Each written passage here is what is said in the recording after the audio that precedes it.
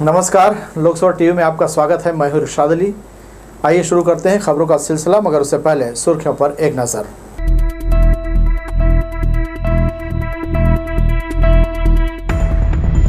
लोखंडी ओवरब्रिज के पास युवक की लाश मिलने से मची सनसनी। पुलिस ने कहा भागते वक्त गिरकर हुई मौत, परिजन लगा रहे हत्या का आरोप। मिशन हॉस्पिटल रोड में चाकू की नोक पर सिक्योरिटी गार्ड को नचाया, सिविल लाइन पुलिस ने आरोपी को भेजा जेल। मानसून से पहले जमकर बरसे बदरा, गर्मी से मिली राहत। और नॉर्थ ईस्ट इंस्टीट्यूट में चल रहा समर कैंप, करीब 600 बच्चे दिखा रहे अपनी प्रतिभा। ये थी सुर्खियां, अब खबरें विस्तार से। बिलासपुर में एक युवक की संदिग्ध हालत में लाश मिली है। आरोप है कि युवक की जान पुलिस की पिटाई से हुई है। परिजन और दोस्तों ने हत्या की आशंका जताई। वहीं दूसरी ओर पुलिस का कहना है कि यह मौत भागते हुए गिरने की वजह से हुई है। तमाम साक्ष्यों के आधार पर इसकी पुष्टि हो रही है। कोनी क्षेत्र के लोखंडी स्थित ओवरब्रिज के पास शनिवार की सुबह एक युवक की लाश मिलने की खबर से क्षेत्र में सनसनी फैल गई। युवक के एक साथी को पुलिस ने शुक्रवार की रात लूट के प्रयास के मामले में गिरफ्तार किया है। पुलिस का कहना है कि युवक अंधेरे का फायदा उठाकर भाग निकला था। वहीं उसके दोस्त पुलिस पर मारपीट कर हत्या का आरोप लगा रहे हैं। पुलिस के मुताबिक शुक्रवार की रात को तुर्काडीह पुल के पास दो लोगों ने लूट की घटना को अंजाम देने की कोशिश की, पर जैसे ही इसकी जानकारी पेट्रोलिंग को लगी, तत्काल मौके पर पहुंचकर पुलिस ने दो लोगों को पकड़ा, जिसमें एक व्यक्ति हाथ छुड़ाकर भागने में सफल हो गया। जब सुबह आकर घटना स्थल पर जांच की गई तो थोड़ी दूर में ही उस व्यक्ति की लाश मिली। मृतक का नाम रोशन ध्रुव है, जो अशोकनगर सरकंडा का निवासी है। युवक का दोस्त विष्णु ने बताया कि दोस्त रोशन और अजरंग के साथ वह घूमने गया था। तीनों रात 10 बजे तक साथ में थे। दोनों रोशन को घर छोड़कर चले गए। शनिवार सुबह पुलिस का ड्राइवर आया। उसने बताया कि रोशन की मौत हो गई। जब सुबह 9 बजे वहां पहुंचे तो लाश पड़ी हुई थी। शरीर में जगह जगह चोट के निशान हैं। 10 साढ़े 10 बजे आए हैं घर मार्केट से। उसके बाद वो गाड़ी ले गया है, फिर इधर आया है और लूट का वारदात दे रहा है, लेकिन लूट नहीं है, उसका चोट है, उसको मारे गए। क्या हुआ था घटना? क्या हुआ था? इन लोग बता रहे हैं कि लूट कर रहे थे ऐसे करके, लेकिन लूट का घटना नहीं है, इसको मारे गए। कुछ लूट नहीं हुआ है, वो बता रहे हैं जो कि लूट कर रहे थे बोल के। 2 जने खड़े हैं, हम लोग कहने लूट कर रहे थे बोल के, लेकिन कुछ लूट नहीं है, लेकिन गाड़ी स्लिप का है और उसको मारा है, उसको चोट है। पुलिस का कहना है कि लोखंडी ओवरब्रिज के पास 2 मोटरसाइकिल में सवार 4 अज्ञात लोग एक स्वराज माजदा के ड्राइवर और हेल्पर को डरा धमकाकर लूट की कोशिश कर रहे थे। इस दौरान कोनी पुलिस पेट्रोलिंग पर थी। अंधेरे में एक युवक को पकड़ लिया गया। वहीं उसका दोस्त खेत में उतरकर भाग गया। सुबह पता चला कि उसकी मौत हो गई। पुलिस का दावा है कि एक आरोपी हिरासत में है, एक शराब के नशे में भाग गया, जिसकी जांच हो रही है। बताया जा रहा है कि जिस गाड़ी में लूटपाट हुई वह गाड़ी 3 दिनों से खराब खड़ी थी। बिलासपुर कोनी थाना क्षेत्र में कल रात में हाईवे में जो है एक माजदा गाड़ी जो धान से लोड है वो खराब थी, जिसके ड्राइवर और हेल्पर गाड़ी में सो रहे थे, जिनसे 2 अज्ञात बाइक सवार 4 युवकों के द्वारा लूटपाट की कोशिश की गई। इसी दौरान थाने की पेट्रोलिंग पार्टी पहुंची, जिसके द्वारा जो है लूटपाट करने वाले 2 युवकों को पकड़ा गया। एक बाइक में 2 युवक थे, वो फरार हो गए, और दूसरी बाइक में 2 युवक थे, वो पकड़ाए। उनमें से भी एक युवक अंधेरे में खेत की ओर भाग गया, और एक जो है किशन गोस्वामी, उसको पकड़कर थाने लाया गया, जिसमें प्रार्थी के द्वारा लूट के प्रयास का अपराध पंजीबद्ध कराया गया है और उसको गिरफ्तार किया गया है। दूसरा जो आरोपी था वो रात में फरार हो गया था। सुबह उसके बारे में सूचना मिली कि 3 खेत दूर जो है उसकी बॉडी है, जिस पर जो है पुलिस ने मर्ग पंजीबद्ध किया और FSL की टीम के द्वारा जो है मौके का निरीक्षण कराया गया, जिसमें प्रथम दृष्टया अत्यधिक शराब सेवन और रात्रि में अंधेरे में भागते हुए गड्ढे में पैर लगने से और गिरने से मृत्यु होना बताया गया है। कल रात को यहाँ पे जो ये गाड़ी खड़ी है वहाँ पे लूट का प्रयत्न हुआ था, और मौके पे तत्काल जो थाना कोनी का पेट्रोलिंग है वो यहाँ पहुँच गया, आरक्षक जो है, और 2 लोगों को पकड़ा था। एक जो व्यक्ति है उसने हाथ छुड़ा के खेत की तरफ भाग गया, और अभी सुबह जब फर्स्ट लाइट हुआ तब जाके देखे तो अंदर वो मृत पड़ा था। उसमें अभी मर्ग पंचनामा और जांच की जा रही है। इस घटना के बाद से कोनी पुलिस और पेट्रोलिंग के जवानों पर कई तरह के सवालिया निशान खड़े हो रहे हैं। वहीं दूसरी ओर परिजनों ने सिम्स मर्चुरी में निष्पक्ष जांच और दोषियों पर कार्रवाई की मांग को लेकर हंगामा किया। अधिकारियों की समझाइश के बाद भीड़ शांत हुई। अब देखना होगा कि पुलिस के अधिकारी इस मामले में पेट्रोलिंग टीम के जवानों को बचाती है या फिर मृतक के परिवार को न्याय दिलाती है। लोकसभा टीवी के लिए कैमरामैन राजा खान के साथ भूपेंद्र सिंह राठौर की रिपोर्ट। एनटीपीसी सीपत मार्ग में एक ऐसा खतरनाक पुल है जो हादसों का केंद्र बना हुआ है। हम बात कर रहे हैं एनटीपीसी सीपत के मेन गेट से लगे बहेरा पुल की, जहां आए दिन दुर्घटनाएं होती रहती हैं। शुक्रवार की रात एक बाइक सवार युवक पुल के नीचे नहर में जा गिरा, जिससे युवक की मौके पर ही मौत हो गई। सीपत थाना क्षेत्र के ग्राम पंधी निवासी 33 वर्षीय संगीत कुमार साहू पिता मनोहर लाल साहू बोर खुदाई का काम करता था। शुक्रवार की रात करीब 11 बजे काम खत्म कर सीपत से अपने घर ग्राम पंधी लौट रहा था। इसी दौरान बहेरा पुल के पास संगीत की बाइक क्रमांक CG10AL 0152 अनियंत्रित हो गई और बहेरा पुल से जा टकराई। पुल से टकराने के बाद अनियंत्रित बाइक नहर के नीचे जा गिरी। आसपास के लोगों ने इस घटना की सूचना 112 टीम को दी। कल रात को 11:30 बजे के आसपास संगीत साहू मेरा भाई है, जो वो गुड़ी से वापस आ रहा था, तो बहेरा पुल एनटीपीसी सीपत गेट के पास से स्कॉर्पियो में एक्सीडेंट हो गए। वो जो मोटरसाइकिल में था मेरा भाई,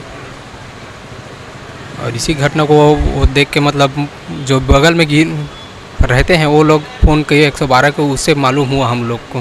चोट सिर में लगा है, सबसे ज़्यादा चोट सिरे बस में चोट है ज़्यादा, लेकिन 112 की मदद से यहाँ सिम्स लाया गया, जहाँ रास्ते में ही दम तोड़ दिया गया है।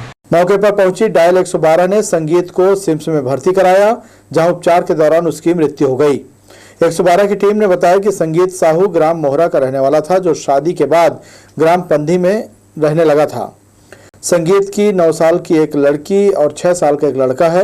मृतक बोर खुदाई का काम कर परिवार चलाता था। लोकसभा टीवी के लिए कैमरामैन सतीश साहू के साथ प्रांशु क्षत्रिय की रिपोर्ट। हिर्री थाना क्षेत्र के अमसेना चौक में ढाबा संचालक की करंट लगने से मौत हो गई। पुलिस से मिली जानकारी के अनुसार ढाबा संचालक महादेव वर्मा रोजाना की तरह दुकान की साफ सफाई कर रहा था। इसी दौरान पंखे की तार की चपेट में आने से उसकी मौत हो गई। सूचना मिलते ही पुलिस घटनास्थल पहुंची और जांच शुरू कर दी। जांच में पता चला कि पंखे का तार खुला हुआ था, साथ ही जाली तार पर भी करंट प्रवाहित हो रहा था।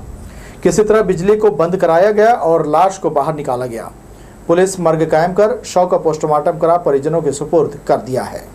शहर का एक बदमाश युवक शुक्रवार की शाम चाकू की नोक पर राहगीर को नाचने पर मजबूर कर रहा था। किसी ने इसका वीडियो बनाकर पुलिस को भेज दिया, जिसके बाद आरोपी को गिरफ्तार कर लिया गया है।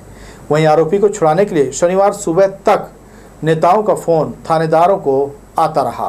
बिलासपुर पुलिस कभी ऑपरेशन निजात, ऑपरेशन प्रहार या फिर चेतना के नाम पर बिलासपुर को अपराध मुक्त बनाने का प्रयास कर रही है। उसके बावजूद अपराध से जुड़े लोग सुधरने को तैयार नहीं हैं। उनका हौसला पस्त होने का नाम नहीं ले रहा है। इधर एक बार फिर से सोशल मीडिया पर एक ऐसा वीडियो वायरल हुआ है जिसमें शहर का बदमाश युवक चाकू की नोक पर राहगीर को नाचने पर विवश करता दिखा। घटना शुक्रवार शाम की है। मिशन अस्पताल के पास खुलेआम युवक चाकू लेकर साइकिल से गुजर रहे सिक्योरिटी गार्ड को रोककर उसके पेट में चाकू मार देने की धमकी देते हुए उसे नाचने पर मजबूर कर रहा था। इस दौरान वह खुद भी चाकू हाथ में लेकर नाच रहा था। किसी ने इसका वीडियो बनाकर वायरल कर दिया, जिसकी जानकारी सिविल लाइन पुलिस को हुई तो उसने तत्काल राजकिशोर नगर निवासी 19 वर्षीय अनुराग सिंह ठाकुर को गिरफ्तार कर लिया। पुलिस ने उसके खिलाफ 25-27 आर्म्स एक्ट के तहत मामला दर्ज किया है। सिविल लाइन थाना क्षेत्र में एक लड़के के द्वारा एक राहगीर को चाकू दिखाकर डराए धमकाने का एक मामला आया था। एक वीडियो भी वायरल हुआ था, जिस पर सिविल लाइन पुलिस ने तत्काल संज्ञान लेते हुए उसको चाकू सहित आरोपी को पकड़ा है और उसके खिलाफ आर्म्स एक्ट की कार्रवाई की गई है। इधर आर्म्स एक्ट के आरोपी अनुराग सिंह ठाकुर के गिरफ्तार होते हुए उसे छुड़ाने की मानो होड़ लग गई। शहर में बढ़ते अपराध को लेकर जो लोग हाय तौबा मचाते हैं, उन्हीं राजनीतिक दलों यानी कांग्रेस और भाजपा के नेताओं के फोन थानेदार के पास पहुंचने लगे।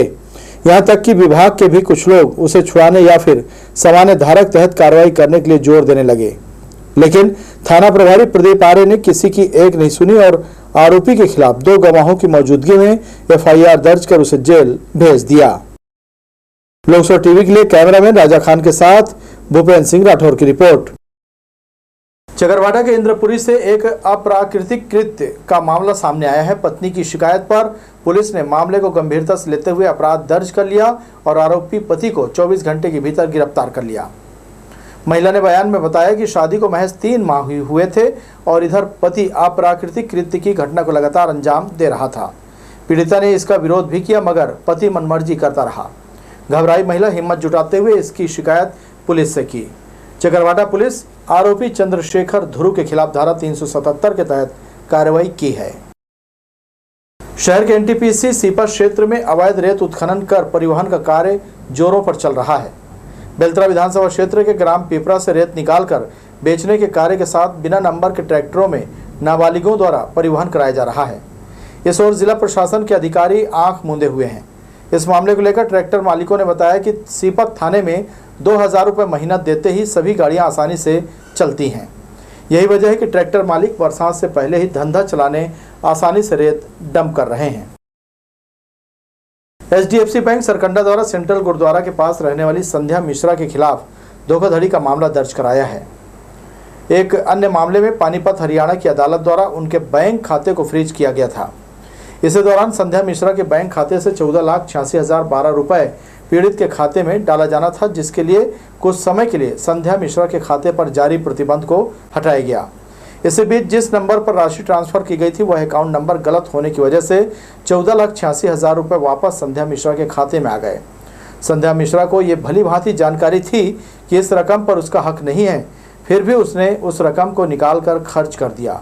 जब HDFC शाखा प्रमुख के पास पानीपत हरियाणा न्यायिक मजिस्ट्रेट का पत्र आया तो उन्हें इस बात की जानकारी हुई। तब उन्होंने इस बारे में संध्या मिश्रा से पूछताछ की तो कोई संतोषजनक जवाब नहीं मिला।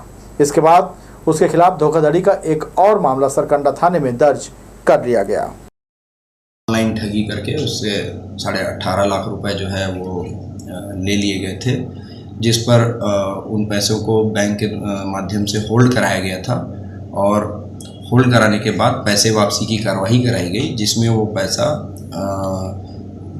किसी कारणवश बैंक के तकनीकी त्रुटि की वजह से वापस उस आरोपी जो महिला है उसके खाते में पैसे आ गए थे, जिसमें से 14.5 लाख रुपए को आरोपी महिला के द्वारा विड्रॉल कर लिया गया था, जबकि उसको मालूम था कि वो फ्रॉड के पैसे हैं। और इसी पर से बैंक के द्वारा जो है उसके खिलाफ 420 के FIR पंजीबद्ध कराया गया, जिसमें उक्त आरोपी को हिरासत में लिया गया। तेज धूप और उमस के बाद शनिवार की शाम को जमकर बारिश हुई। हल्की आंधी के बाद बादलों की गड़गड़ाहट के बीच हुई बरसात से लोगों को गर्मी से राहत मिली। मौसम वैज्ञानिक दावा कर रहे थे कि इस बार मानसून के पहले बारिश हो सकती है। उनकी बात सच साबित हुई और शाम को बूंदाबांदी के बाद बारिश शुरू हो गई। जैसे जैसे शाम होती गई बारिश भी तेज होती गई। हालांकि छत्तीसगढ़ में 15 जून के बाद मानसूनी बारिश होती है, मगर उससे पहले हुई इस बरसात को प्री मानसून कहा जा सकता है। इधर मौसम वैज्ञानिक सुकमा से मानसून के एंट्री होने का दावा कर रहे हैं। अगले 5 दिनों तक बस्तर संभाग के सभी जिलों में हल्की से मध्यम बारिश जारी रहने की बात कही है। शुक्रवार को प्रदेश में सबसे ज़्यादा तापमान 43.6 डिग्री डोंगरगढ़ में रिकॉर्ड किया गया। इस साल मानसून अपने तय समय से पहले छत्तीसगढ़ पहुंच रहा है। मौसम विभाग ने शनिवार को बस्तर के कई जिलों में बिजली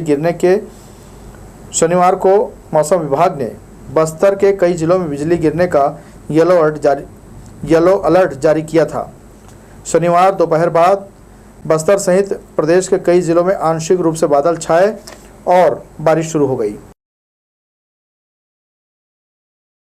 बिलासपुर पुलिस के द्वारा लगातार चेतना अतुलनीय बिलासपुर सुरक्षित के तहत जन जागरूकता अभियान चलाया जा रहा है। शहर सहित ग्रामीण क्षेत्रों में भी यह अभियान जोरों पर है। बढ़ते अपराध को रोकने पुलिस हर संभव प्रयास कर रही है। बिल्हा के दगोरी में ग्रामीणों को चेतना अभियान के माध्यम से जागरूक करने शिविर लगाया गया। इस मौके पर पुलिस के अधिकारी मौजूद रहे और होने वाले अपराध को रोकने ग्रामीणों को समझाइश देते रहे। छत्तीसगढ़ आयुर्विज्ञान संस्थान यानी सिम्स में भर्ती मरीजों के परिजनों की सुविधा के लिए किचन शेड का निर्माण किया गया है। इस व्यवस्था के बाद मरीज के परिजनों को सुविधा के साथ काफ़ी राहत मिलने लगी है।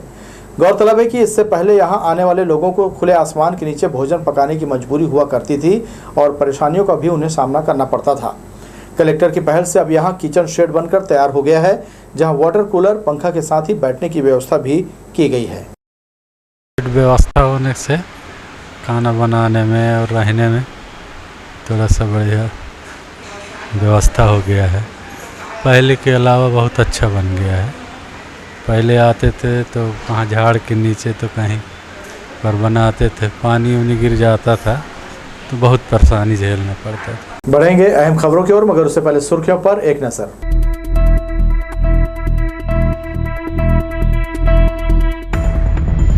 लोखंडी ओवरब्रिज के पास युवक की लाश मिलने से मची सनसनी। पुलिस ने कहा भागते वक्त गिरकर हुई मौत, परिजन लगा रहे हत्या का आरोप। मिशन हॉस्पिटल रोड में चाकू की नोक पर सिक्योरिटी गार्ड को नचाया, सिविल लाइन पुलिस ने आरोपी को भेजा जेल।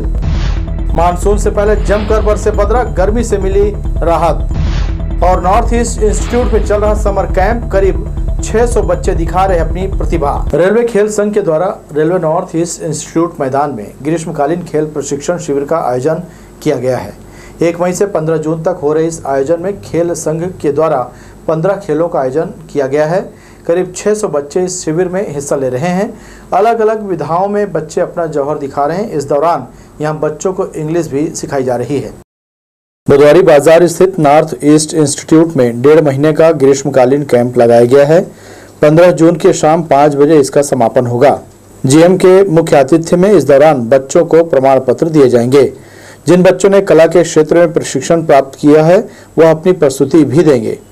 इस ग्रीष्मकालीन कैंप में खेल, कला व एजुकेशन के क्षेत्र में लगभग 600 बच्चों को इसका लाभ दिया जा रहा है। प्रशिक्षण के दौरान अधिकांश बच्चों के भीतर कुछ कर गुजरने की ललक देखी जा रही है। समर कैंप का ये प्रतिवर्ष की भांति इस वर्ष भी लगाया गया है, जो 1 अप्रैल से स्टार्ट किया गया है और 5 जुलाई तक ये चलेगा कैंप। इसमें काफ़ी बच्चे स्विमिंग पूल में आते हैं और स्केटिंग में आते हैं, कुछ कम मात्रा में ही आते हैं, लेकिन इसमें शतरंज में भी आते हैं, बैडमिंटन में भी आते हैं और इस तरीके से योगा और फुटबॉल का भी आयोजन चल रहा है।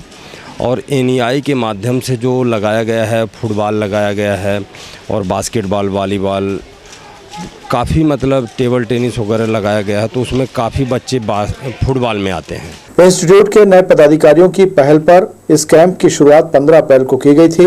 पहले दिन बच्चों में कैंप को लेकर खासा उत्साह नजर आया। सबसे ज़्यादा बच्चे फुटबॉल सीखने पहुंचे। इसकी वजह भी है कि इंस्टीट्यूट में फुटबॉल का खूब माहौल है। सीनियर से लेकर कई राष्ट्रीय व अंतर्राष्ट्रीय खिलाड़ी हर दिन सुबह शाम यहाँ नियमित अभ्यास करने के लिए पहुँचते हैं। उन्हें देखकर बच्चे भी प्रेरित होते हैं। ग्रीष्मकालीन प्रशिक्षण शिविर जो है नॉर्थ ईस्ट इंस्टीट्यूट में 1 मई से लेकर 15 जून तक आयोजित की जा रही है, जिसमें 15 खेल को के साथ साथ इसमें कला सांस्कृतिक को भी हम लोगों ने जगह देने का काम किया। आपको बताना चाहता हूँ सबसे यहाँ पे प्रसिद्ध खेल है यहाँ फुटबॉल। इसमें 200 से ज़्यादा बच्चे हैं इसमें भाग ले रहे हैं।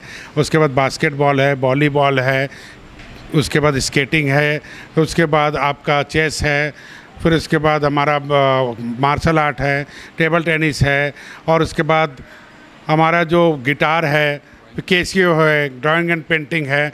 ऐसे बहुत सारे कैरेको सॉन्गिंग है, ऐसे बहुत सारे इवेंट्स एक साथ हम करा रहे हैं। 600 से अधिक बच्चे इसमें भाग ले रहे हैं। Basketball, volleyball, table tennis, martial art, शतरंज, spoken English, western dance, Kathak, Bharatanatyam और ड्राइंग जैसी विधाओं में भी बच्चों में सीखने की ललक दिखी। उन्हें पौष्टिक आहार के रूप में चना जैसी चीजें दी जा रही हैं। पदाधिकारियों का मानना है कि बच्चों को एक प्लेटफॉर्म की बेहद आवश्यकता थी, जो इस कैंप ने पूरा कर दिया। लोकसभा टीवी के लिए कैमरामैन प्रदीप भोई के साथ इरशाद अली, बिलासपुर। बिलास एयरपोर्ट से हवाई सेवा का संचालन करने वाली एकमात्र एलायंस एयर कंपनी ने रिवाइज शेड्यूल जारी किया है। हम आपको बता दें कि यह शेड्यूल 1 जून से लागू हो जाना था, मगर 7 जून को लागू किया गया। जगदलपुर से बिलासपुर के लिए नई सेवा तो शुरू की गई, मगर उससे पहले ही दिन फ्लाइट विलंब का शिकार हो गई, जिससे यात्रियों में काफ़ी नाराज़गी देखी गई। बिलास एयरपोर्ट में अव्यवस्था का आलम लंबे समय से बना हुआ है। नाइट लैंडिंग, टैक्सी की असुविधा, फ्लाइट का अचानक रद्द हो जाना जैसी कई सारी परेशानियां बिलास एयरपोर्ट में बनी हुई हैं। इस संबंध में हवाई सेवा संघर्ष समिति के सदस्य विजय वर्मा ने बताया कि डबल इंजन की सरकार होने के बाद भी बिलासा एयरपोर्ट को सुविधा नहीं मिल पा रही है। बिलासा एयरपोर्ट को यह सुविधा कब तक मिल पाती है, अब देखने वाली बात होगी। से शेड्यूल जारी होने के बाद भी पेपर में भी सब शेड्यूल आ गया था, उसके बाद भी यहाँ कई यात्री लोग आए भी हैं फ्लाइट पकड़ने के लिए, मगर यहाँ आने के बाद पता चला पहले ही दिन उद्घाटन फ्लाइट निरस्त है। जिससे कि बिलासपुर के यात्रियों में निराशा जागी है। और ये पहली बार नहीं हुआ है। बिलासपुर एयरपोर्ट से लगातार इस तरह की लापरवाहियाँ सामने आई है, जिसका खामियाजा बिलासपुर के यात्रियों ने भुगता है। तो हम लोग का लगातार यही विरोध है कि सरकार की जो उदासीनता थी आज तक, पहले यहाँ पे अलग अलग पार्टी की सरकारें थी तो ऐसा लगता था कि जिसके कारण नहीं हो रहा है, मगर अब डबल इंजन की सरकार होने के बाद भी किसी प्रकार का कोई यहाँ पे एयरपोर्ट के लिए किसी प्रकार से कोई ध्यान नहीं दिया जा रहा है, जिसका हमारी संघर्ष समिति लगातार विरोध कर रही है। बिलासपुर स्मार्ट सिटी लिमिटेड द्वारा सड़क पर लगे सीसीटीवी कैमरों का मेंटेनेंस किया जा रहा है। यातायात नियमों का पालन करने और संदिग्ध लोगों पर नजर रखने सीसीटीवी कैमरे लगाए गए हैं, जिसकी समय समय पर साफ सफाई के अलावा सुधार कार्य किया जाता है। शनिवार को भी चौक पर लगे कैमरों की साफ सफाई की जाती रही।